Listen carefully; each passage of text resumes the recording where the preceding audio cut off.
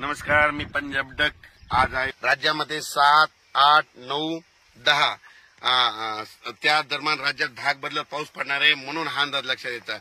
पण राज्यातल्या सर्व शेतकऱ्याला सांगू इच्छितो की परत काय करा, ही 7, 8, 9चा पाऊस पडल्याच्या नंतर 11, 12 आणि 13 तीन दिवस उघड राहणार आहे. पण राज्यामध्ये मात्र 13 जून पासून ते 17 जून मुसळधार पाऊस पडणार आहे. ठिकठिकाणी अतिवृष्टी देखील होईल, काही ठिकाणी पूर देखील परिस्थिती राहणार आहे म्हणून हा अंदाज लक्षात यायचा.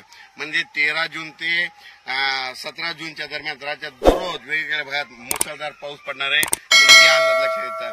म्हणून जर सर्व शेतकऱ्यांनी काय करायचं, ज्यांची शेतीची कामे राहिली असेल तर तुम्ही काय करा, ह्यामध्ये आणखी 6 तारखेपर्यंत करून घ्या.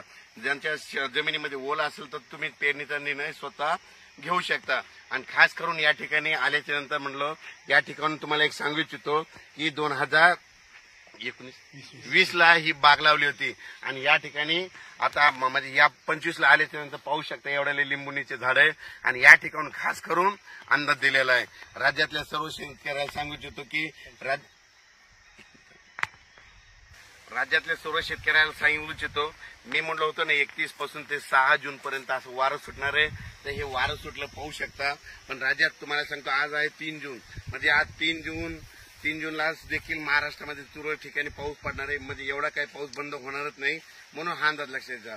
त्याच्यानंतर 4, 5, 6च्या दरम्यान नाशिककडे देखील थोडा पाऊसाला सुरुवात होणार आहे. पण राज्यात मात्र 6, 7, 8, 9च्या दरम्यान भाग बदलत जोराचा पाऊस पडणार आहे म्हणून हा अंदाज लक्षात घ्यायचा. पण राज्यात मात्र 13 तारखेपासून ते 18 जून पर्यंत राज्यात जोराचा पाऊस पडणार आहे म्हणून हा अंदाज लक्षात घ्यायचा. अचानक